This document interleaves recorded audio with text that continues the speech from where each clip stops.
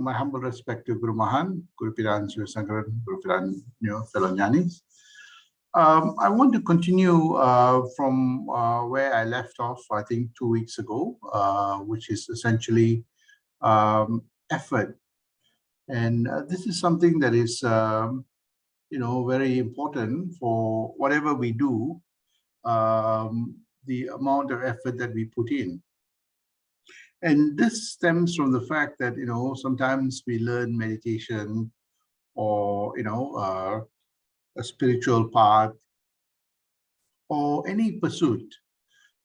The success of that depends very much on the effort that we put in.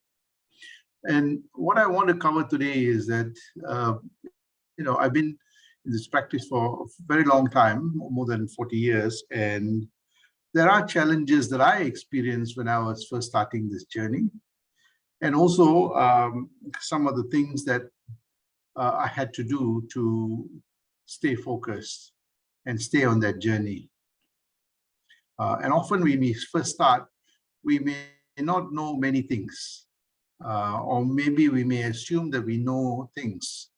But as we go along, we know that there are many things that we don't have the knowledge that we have, and we need to either spend some time to acquire that knowledge or seek that knowledge from a book or someone that can guide us.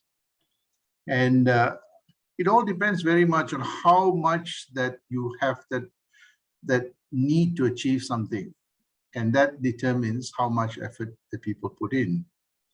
And so over the years, through my own practice of trying to understand Mahan's teachings and all the other spiritual teachings, trying to read many great saints and sages, their experiences, their biodata, great thinkers, not just saint and spiritual people, but reading and reflecting about the great thinkers, philosophers, scientists, mathematicians, to see what is it that they were yearning for, what is it that made them pursue and pursue the excellence in what they did. And clearly one thing that came out very, very strongly is the passion to know, the persistence, the perseverance, and also the practice, consistently practicing this. And this is what I want to, over the years, I learned from my own journey, and also helping others on the meditational path. So we all want a harmonious life. And, whatever that harmonious life means. For some, it may be just be a peaceful life. Others, it may be, comfort in their material world, relationships, and so on, so on. So whatever it is, good health, all of this requires, effort, right? So I characterize this as what we call the harmony value cycle. Yeah, and we all have this. And what that is that we may start off with 1%, and our ideal goal is to achieve 100% fulfillment, enlightenment, whatever that may be, right? It may be temporary, it may be everlasting, right? For some people, they want to achieve 100% of something and then they move on to other things, whatever that may be. So I call this as the effort and the harmony cycle, value cycle. So in all our lives, we always endeavor for that perfect harmony. What that means, maybe, unconditional love, understanding things easily, making sense, the world around you makes sense, your life has meaning, there is value in your life, Interestingly, over the many years and more recently, I see many people, having very low self-esteem, very low value of themselves. And sometimes it affects their quality of life. It affects the quality of their family life, their friends, and so on. The lack that zeal, that zest, and the purpose. And I have those who some of them just starting to practice, they say, Guru, before coming to practice, they would ask this question, I don't know what the meaning of my life is. I don't have a purpose. I'm trying to find that purpose. So we see people with different shades of the level of harmony or what they are seeking for. So there is this, we see that enlightened people, Mahans and great saints, have this fulfillment, or what we call the paripurnam, that the complete wholesomeness, whatever that wholesomeness is. It could be, for some people, material, others could be spiritual, others could be more psychological and mental, right? So I characterize my own journey as that. And one of the things I learned from Mahan's teaching is that, that we have a spiritual compass. All of us have a spiritual compass. And that spiritual compass enables us to understand the concept of God, understand, our universe, and understand who we are. So we have this, when we first start off this journey, we follow a path of discipline or bhakti. That means that holding on to something, having faith in something. For example, if I want to learn from a teacher, I must have faith in the teacher, that the teacher has the adequate knowledge and the experience to teach me. If I lack that faith, then I will not have that confidence of the teacher teaching me. So in the same way, the gurus, or in the same way of, any master that you want to learn, that one needs to have full confidence and full bhakti in whatever you pursue. Right? In that same way, one also needs to learn through discipline this pursuit of rational logic and reason. That in itself is a science on its own.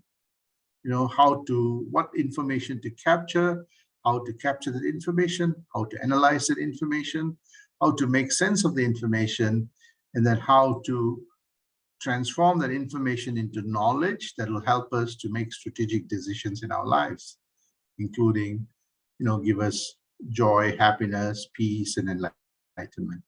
So we need to cultivate that reason and logic. And that's what the great Mahans and the thinkers and science and all those things teach us, logical steps, right? And that sometimes may require us to look at evidence. Can I say something that I've not experienced? How can I give a proper articulation if I have not experienced something, right?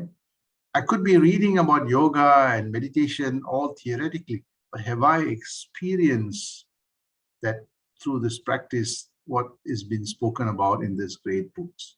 So that requires a scientific evidence-based approach to be able to understand these great philosophies. And Mahans and great saints provide those tools. And through those practice, we realize that, to attain a good understanding of the world, we need to have a very good understanding of ourselves.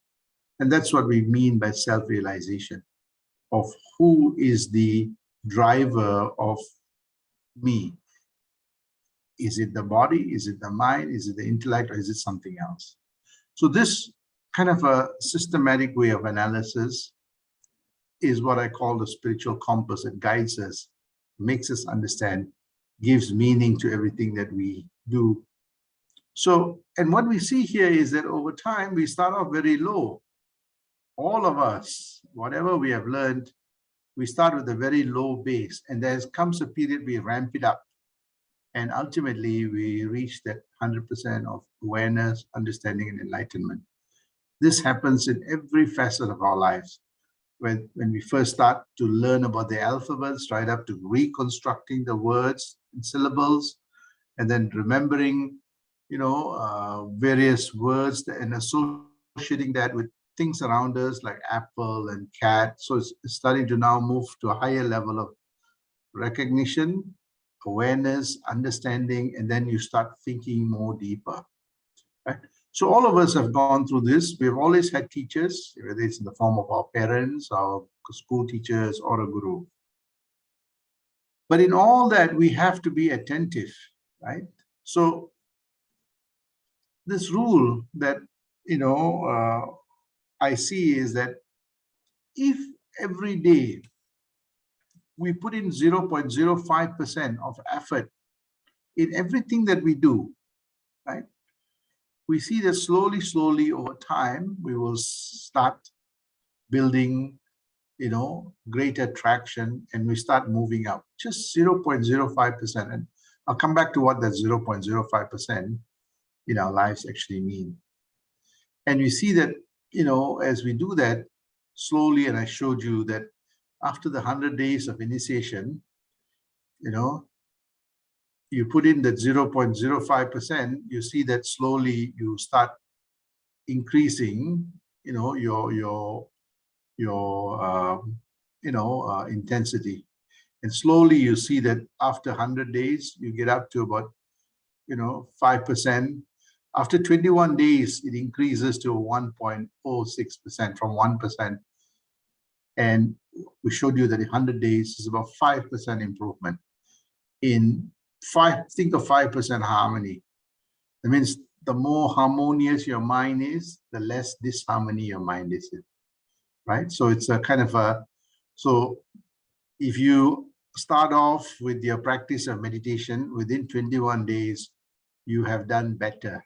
That means every day you're adding 0.05% of improvements in the way you think, in the way you introspect, in the way we speak, in the way our actions are. Slowly, today I did this. Now, how can I improve this by about 0.5%? Not saying 100% you should do it every day, but small incremental improvements in the words that we say to people and so on. And I showed you the last time, as by the time of 100 days, you have improved 5%. Your harmony level goes up to 5%, 1 year, 20%. Within 2 years, disciplinedly, you do this 44%. And ultimately, within 4 years, one can attain 100% harmony after learning to practice. That means that every day we improve our thought processes, we improve our, speech, we improve our actions, and so on. But normally 4 years is a tough call for many people. Most people, some days they do, some days they miss. So Mahan says that within 10 years, one should try to attain this harmony, that perfect harmony. But that requires several steps. So first 100 days, one really needs to practice meditation. And I'm going to go through stage by stage what one needs to do to achieve those threshold targets, right? And intensifying meditation, reading, understanding, ultimately you start seeing that convergence taking place. But in the first phase, it's always the hardest, right? Whenever people come for meditation or practice the spiritual practice, they find the first 100 days very, very difficult because the body, the mind has not, think very carefully. So give or take a few days. Normally, the 4 years will stretch into 8 years, maybe 10 years for an ideal ordinary person, right?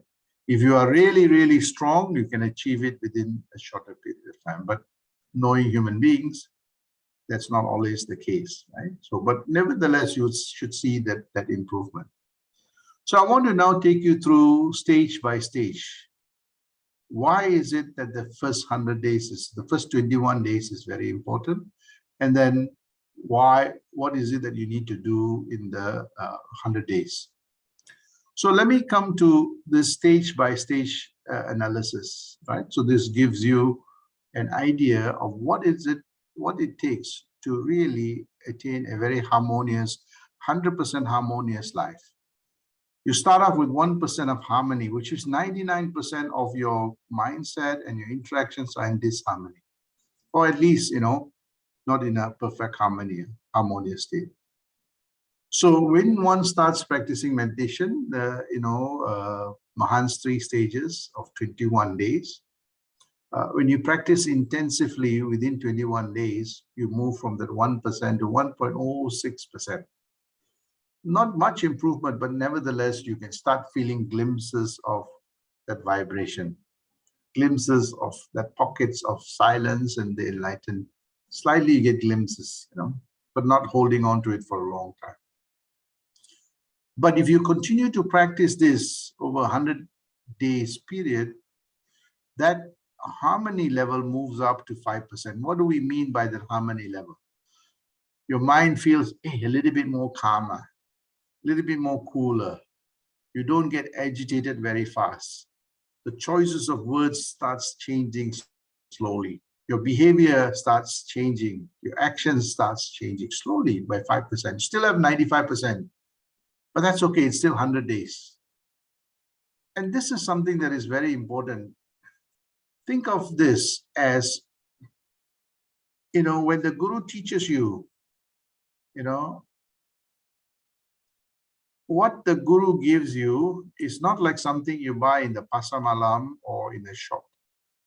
And this is where a lot of disciples or a lot of people that learn, this is about understanding the life force. That's how when we are studying in university, when the teacher gives you a course outline, teaches you, you hold on to it right up to the examination period. You write the exam, you pass, and you move on to the next. And this goes on for 4 years. And if you're studying further, it goes on. But you take it very, very seriously. You do all your homework. You attend all the classes. You read all the materials that are given to achieve that successful rate, successful grades. But not all students are like that. Some will just be okay. Others will fail the exam, or the best ones will really be on top of the game, right? So we see that it varies from people to people, but the question I always ask is that, which level am I? Am I in the lower level, mid-level, or the higher level that is, trying to understand everything the teacher is taking? So one has to be really, really serious in taking this journey, right? So, and I've seen many disciples get the initiation. First few weeks is great, then after that they leave it. So the first 21 days is very important to really observe what the Guru is teaching you, to practice that first stage, second stage, third stage initiation, and it requires a lot of effort. Glimpses, you'd get glimpses of vibration, pockets of silence for a short moment, but don't be disappointed. This is still early phase. You're only gaining about 1.06%. As you pursue this intensively over the next 100 days, you see that there's a potential for increasing your harmony level. But a few issues that can hinder this progress. One is that difficulties in concentrating. And I want to come to this. Okay, sometimes disciples say, Guru, I find very difficult to concentrate. Yes, follow the instructions of the Guru. If they tell you to practice this way, practice this time, practice this number of times, that's what you should be doing. Some are more attuned to others. So the Guru can say, okay, now when you practice one day, this. Others will say, no, you practice 3 or 4 times a day. This is what you need to do. According to the biology and the mind maturity of that students. So difficulties in concentration is a normal thing because you're just starting to learn, but this is when you've got to intensify, right? So sometimes you get the vibration and then it disappears. That's okay, continue to pursue, right? Many people actually give up after this, right? So this is the first test. You've got to keep practicing. And this is why it's very important for those who are just starting to meditate, should attend all the classes, the satsangs physically and also digitally, so that they are always in that circle of people that are always in that meditation, speaking about it, what to do, and so on. So when you're in that orbit of people there, you see that your meditation improves. That's why the group meditations are very important. You get a few friends, you sit down, meditate, you be very positive. You see that even though you're not getting, you feel a little bit down, you get worked out. So difficulty in concentration has many ways to overcome. One is to, read intensively, meditate, allocate a particular time for meditation, and so on. The second reason why most people get is that they will start off really well, but, they give up or they say, take it for granted. There's this complacency. They said, oh, it's okay, I just learned this. So, give or take. So there's this lack of consistency. They start off really well, but then they start slacking off on the times that they are supposed to meditate in the morning or afternoon, or so on.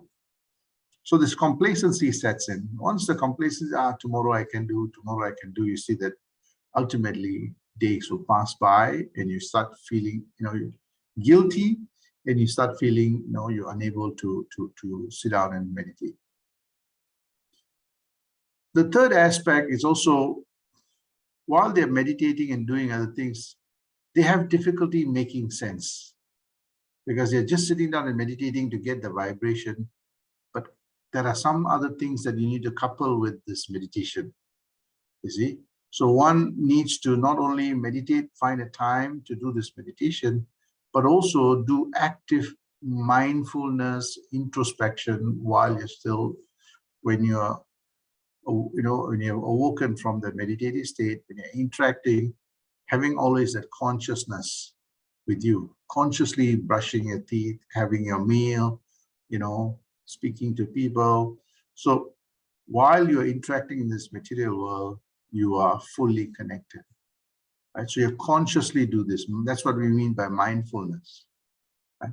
And slowly, when you are, as how you're meditating, you can feel the vibration. When your eyes are open, when you're interacting with the world with a lot of concentration, what the object or the thing outside that you're observing, it makes you understand it really well. It makes a lot more sense. So you start integrating the external and the internal world through this oneness. And the last thing that most people have is that the difficulties in getting the unarvu, that vibration. Maybe it's their biology, that it takes a little bit more longer. Maybe it's the type of food that they're eating or lack of rest, worries. All those things impact our unarvu, our vibration, our mind's anchoring onto the life force.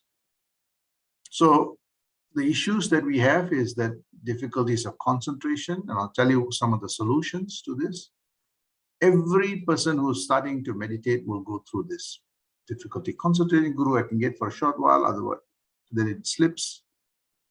After a while, when the Guru is not there, the lack of consistency, complacency, difficult to. So you're meditating mechanically, but you're not mindfully understanding what that meditation is, right? And things around doesn't make sense. And finally, the unarvu.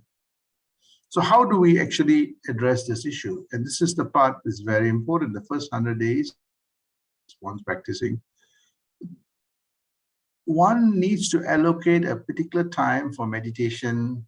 It's your personal time. Nobody should be able to disturb you, right? So this is one. You allocate a time in the morning, in the afternoon, in the evening, in the night, after before you have your meals or after you're just about to go to bed. It is your quiet time. So Guru says, okay, twice at least a day, starting off in the morning. But you can choose any time that you want. The number of times, the frequency. It's your quiet time to get yourself to calm the mind down and go deeper within yourself. So this is number one, allocate particular time. We have time for many things, meals and going to the washroom, doing all those things. You cannot afford not to do this time, because by not doing this, you still remain in the state of unillumination. The more you do this, the more illumined, more sharper you become. The second aspect is that we need to be consistent with our meditation time.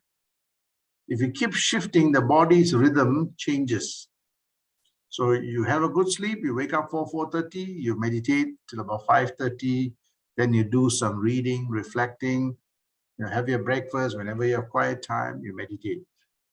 But you must allocate that time for your meditation and be consistent, right? With the consistency brings concentration, right? So this is number one. Number two is that reading is very important. Reading three important types of literature. One is the literature that is what we call contemporary literature, things that are continuously changing, like science. And, I'm sure all of you all have seen this documentary of the new telescope that is giving very good insights into the universe. We had Hubble, now you have Webb. Hubble gave a particular view. Now the new one gives you a much more sharper view. So we see that learning about science, learning about things around us, how things come together, is also very important. Reading is crucial. You must allocate at least half an hour to an hour for reading contemporary literature, which means things that are changing around us, eternal literature, things that does not change. And the last one is that the experiential learning, right? I learned this today, Guru told me I'm going to put it to practice. Let's see what the outcome is going to be, right? I read this about this way of doing things. This is how I'm going to try it. Let's see what comes out of this. So is that knowledge of, reading, the contemporary literature, eternal literature, and experiential literature, things that you experience in your day-to-day life, and make a mental note. What worked, what did not work, right? So now you're starting to, instead of focusing outside, becoming more and more concentrated. Be consistent with the meditational time and reading. When we are first starting meditation or spiritual path, try to attend the satsangs consistently. Try to attend the great talks by great people consistently. Read, reflect, ask a lot of questions, by probing very deep. Why is this happening? How is this happening? Ask yourself those questions, right? And say, okay, these are the questions I cannot solve. The next question is that, what should I do to get the answers to the questions that I've posed, right? So really, if what is that? Is that permanent or impermanent? How do we know it's permanent? How do we know it's impermanent? What kind of methods we need to be able to do this? So asking a lot of questions to yourself, searching that answer, and also when you cannot find the answer after numerous tries, you go to the Guru. Guru, I have this question. Or Mahan said this, I don't understand this. Can you explain to me? So asking a lot of questions is very, very important part of that self-realization, right? That's why I think Confucius said, right, that, ask questions. You may look foolish, but at least by asking the questions and getting the answer, you become enlightened. But if you have all the questions and you don't ask, you see that you'll be less illumined. So ask questions. Even there's no questions that are silly questions. They're all valid questions, right? So attending satsang, reading, reflecting, asking questions are important aspects. The other aspect that is really important is that follow the instructions of the Guru. Gurus are experienced people. They tell you, do this, this, this. Follow that. Don't change it. Right? Sometimes disciples say, oh, I want to try this and that, and they're all confused. Right? Follow the instructions. Have faith in the words of the Guru. When the Guru teaches you something, follow it carefully and have faith in it. Somebody may say, hey, another Guru teaches you this, another. So what happens is that they get pulled in different directions and they try different things. And when they mix everything, sometimes it doesn't work at all. So follow the instructions of the Guru. Have faith in the words and the knowledge of the Guru. Follow diligently the instructions, not just a meditation, but the way of life, right? The way we think, the way we interact with the world, the way we action, our actions. All these are very important. Right? So follow that diligently, not just sitting down and meditating, but the things beyond meditation. And do it multiple times, So that meditation and the mindfulness should be done, not just in the morning, but different, whenever you have pockets of, you're doing nothing, instead of watching TV or instead of doing things, sit down quietly and, meditate.